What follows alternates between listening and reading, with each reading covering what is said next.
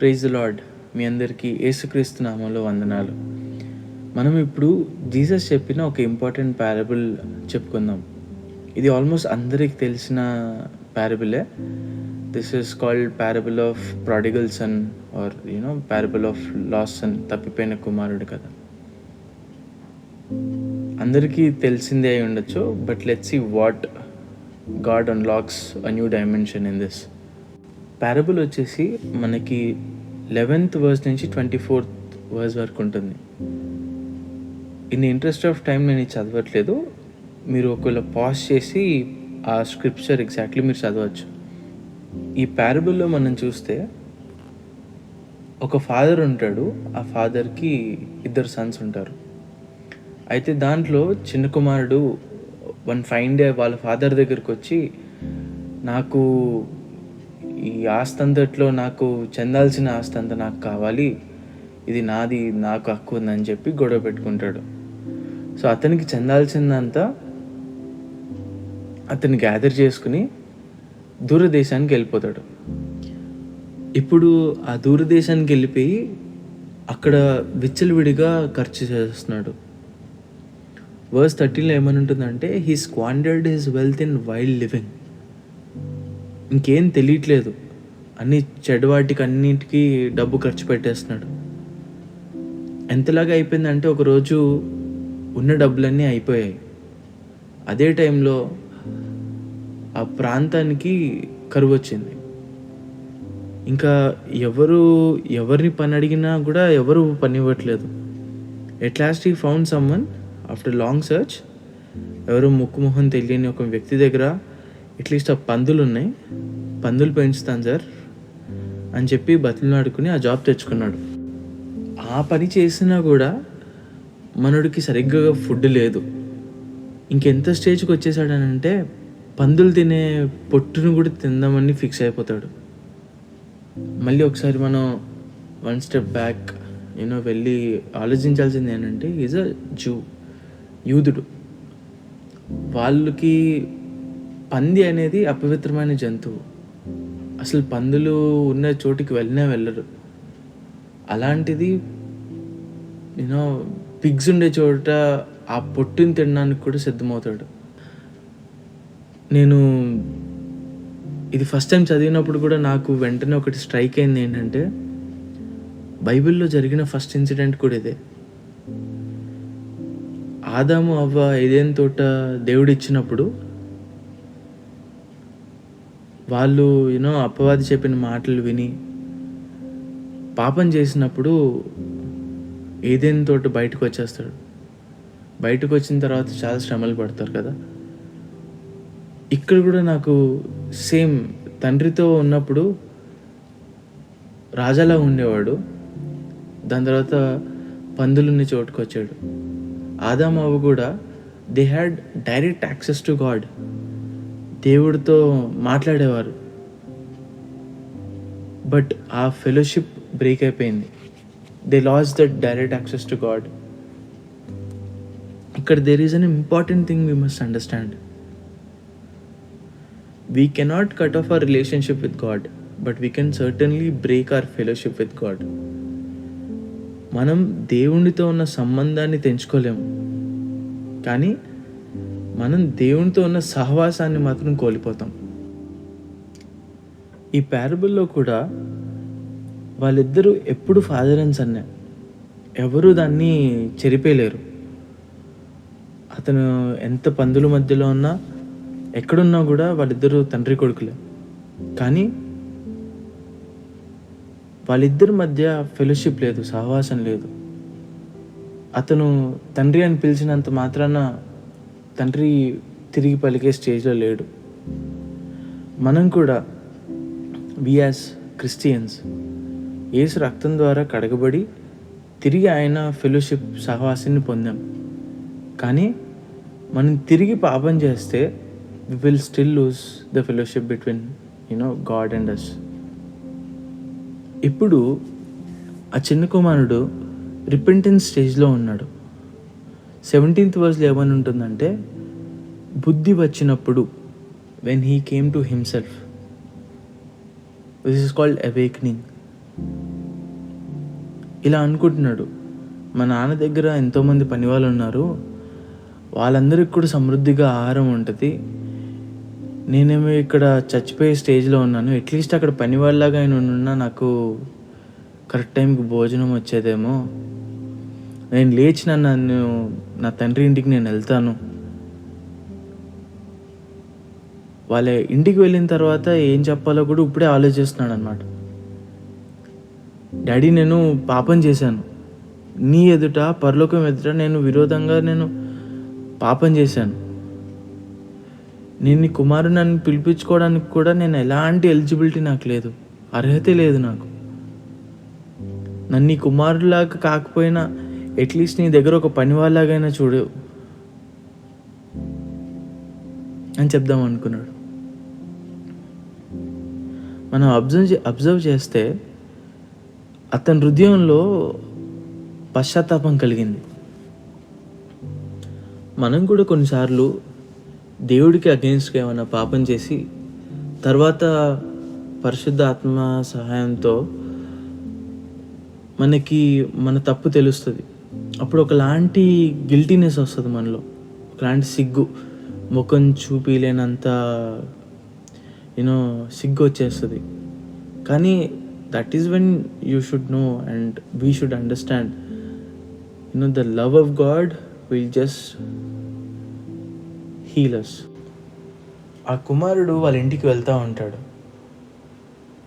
ఈలోపు వాళ్ళ ఇంటి నుండి వాళ్ళ నాన్నగారు చూస్తారనమాట ఇతన్ని. చాలా దూరంగా ఉన్నప్పుడే చూస్తాడు.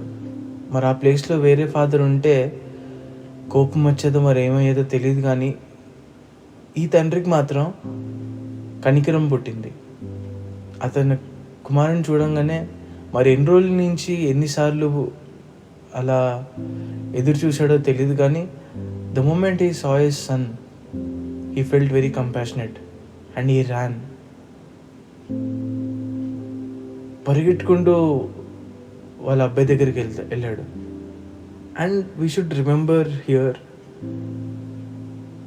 It's not the moment of the son to the father, it is the moment of the father to the son. ఆ కుమారుడు తండ్రి దగ్గరికి వెళ్ళే ముందే తండ్రే కుమారుడి దగ్గరికి వెళ్తాడు. The son didn't find the father. It's the father who found his lost son.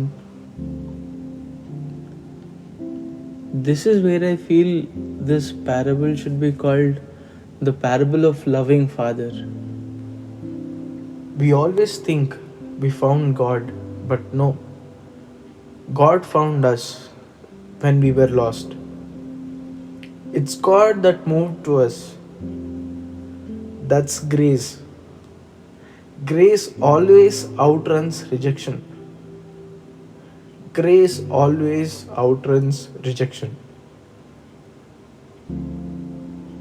దేవుని కృప ఎంతో గొప్పది. ఆ తండ్రి కుమారుడి దగ్గరికి పరిగెట్టడానికి ఇంకో కారణం ఏంటంటే, జూయిష్ వాళ్ళకి ఒక ఆచారం ఉండేది, దాన్ని కెజాజా అంటారు. ఎవరైనా ఇలా ఒక ఇంటికి సంబంధించిన కుమారుడు కానీ కుమార్తె కానీ ఎవరైనా ఇలా తప్పు పని చేసి ఇంటిని వదిలేసి వెళ్ళి మళ్ళీ తప్పు తెలుసుకొని ఇంటికి మళ్ళీ తిరిగి వచ్చినప్పుడు గ్రామంలో ఉన్న అందరూ వాళ్ళ ఇంట్లో ఉన్న మట్టి పాత్రలను తీసుకొచ్చేవాళ్ళు వీధి మీదకి, రోడ్డు మీదకి. అండ్ వీళ్ళు వెళ్ళేటప్పుడు ఆ మట్టి పాత్రల్ని అలా వాళ్ళ కాళ్ళ దగ్గర అలా రోడ్డు మీద పడేసేవాళ్ళు. అది ముక్కలు ముక్కలు అయిపోయేది.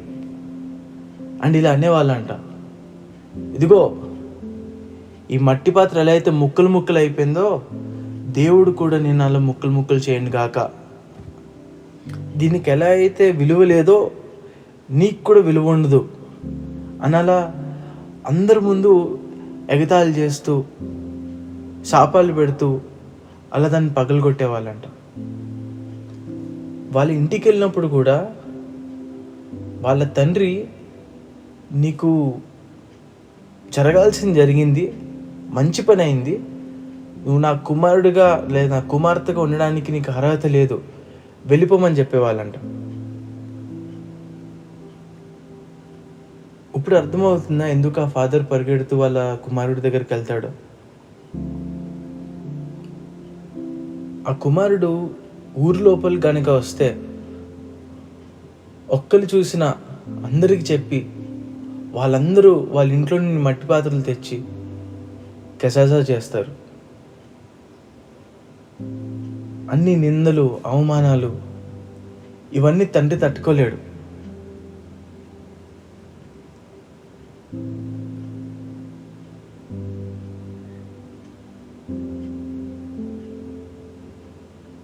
This is exactly what God has done. మన మీద రావాల్సిన ప్రతి నింద, ప్రతి అవమానం ఆయన భరించారు. అయితే ఆ తండ్రి వాళ్ళ పని వాళ్ళని పిలిచి ఇలా అంటాడు నెక్స్ట్, ఇదిగో వీడు నా చిన్న కొడుకు, తప్పిపోయి మళ్ళీ నాకు దొరికాడు, చనిపోయి మళ్ళా బ్రతికాడు. ఇది చాలా గొప్ప విషయం, మనందరం విందు చేసుకుని సంతోషించాలి. మంచి క్రొవ్విన దూడను తెచ్చి వధించండి, ఇంట్లో ఉన్న ప్రశస్త వస్త్రాన్ని త్వరగా తీసుకొనిరా, అలానే ఉంగరము, చెప్పులు అన్నీ తీసుకొనిరా అని చెప్తాడు. ఇక్కడ మనం ఆ చిన్న కుమారుడికి ఇచ్చిన ప్రశస్త వస్త్రాన్ని లేదా ఆ బెస్ట్ డ్రెస్ ఇది ఎలా పోల్చచ్చు అంటే, ఆ చిన్న కుమారుడు ఎలాంటి సిచ్యువేషన్లో ఉన్నాడు? సరిగ్గా బట్టలు లేక, మురికి బట్టలతో, కంపుతో ఉన్నాడు. కానీ ఆ ఇంట్లో ఉన్న బెస్ట్ ప్రశస్త వస్త్రాన్ని చిన్న కుమారుడికి ఇచ్చాడు. మన జీవితాల్లో కూడా మనం పాపం ద్వారా మన జీవితాలను చాలా మురిగ్గా చేసుకున్నాం. కానీ దేవుడు మనల్ని ఆయన రక్తంతో కడిగి ఆయన మహిమ వస్త్రాన్ని మనకిచ్చారు. నెక్స్ట్ కుటుంబ అధికారాన్ని సూచించే ఉంగరం. ఆ రింగ్ అది అథారిటీ ఇస్తుంది. ఏ ఇంట్లో అయితే అధికారం కోల్పోయి ఇంటి బయటికి వెళ్ళిపోయాడో ఆ ఇంటి అధికారమే ఆ కుమారుడికి ఆ తండ్రి ఇచ్చారు. దేవుడు కూడా మనకి ఈ లోకం మీద, మరణాన్ని మీద, ప్రతి ముళ్ళు మీద, ప్రతి కాడి మీద మనకి అధికారం ఇచ్చారు. ఆ చిన్న కుమారుడికి చెప్పులు కూడా ఉండవు. ఆ రోజుల్లో చెప్పులు లేకుండా తిరిగే వాళ్ళు బానిసలు మాత్రమే, స్లేవ్స్ మాత్రమే. తిరిగి మళ్ళీ చెప్పులు ధరింపజేస్తారు ఆ తండ్రి. మనం కూడా ఈ లోకానికి, పాపానికి బానిసలుగా ఉంటే ఆ ప్రతి బాండ్ని, ప్రతి కాడిని విరగొట్టి ఆయన మనల్ని స్వతంత్రులుగా చేశారు. ఆయన మనల్ని తన మార్గంలో మళ్ళీ నిలబెట్టారు. ఈ ప్యారబుల్ అంతటిలో మనకి దేవుడి ప్రేమ చాలా క్లియర్గా కనపడుతుంది. ఈరోజు ఈ క్షణం మనం పాపాన్ని ఒప్పుకుందాం, అన్న వైపు చూద్దాం. మన కోసం యేసు ఇంకా వెయిట్ చేస్తున్నారు. ఎలా అయితే తండ్రి తన కుమారుడి కోసం ఎదురు చూస్తున్నాడో, ఈరోజు ఈ క్షణం యేసయ్యని హృదయం బయట ఎదురు చూస్తున్నాడు. బైబిల్ ఇలా చెప్తుంది, 1 John 1st chapter 9th verse. If we confess our sins, he is faithful and just and will forgive our sins and purify us from all unrighteousness. మన పాపములను మనము ఒప్పుకునే ఎడల ఆయన నమ్మదగిన వాడును, నీతిమంతుడును గనుక ఆయన మన పాపములను క్షమించి సమస్త దుర్నీతి నుండి మనల్ని పవిత్రులుగా చేయను. If you need forgiveness today, only Jesus offers it.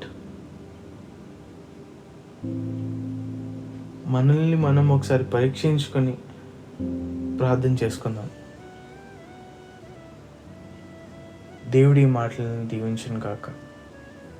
ఆమేన్. ఈ లోకం ఒక మాయని తెలుసుకున్నాను, ఏది నా సొంతం కాదనుకున్నాను. ఈ లోకం ఒక మాయని తెలుసుకున్నాను, ఏది నా సొంతం కాదనుకున్నాను. తప్పిపోయిన కుమారుని నేనైతే నా కొరకై నిరీక్షించే తండ్రి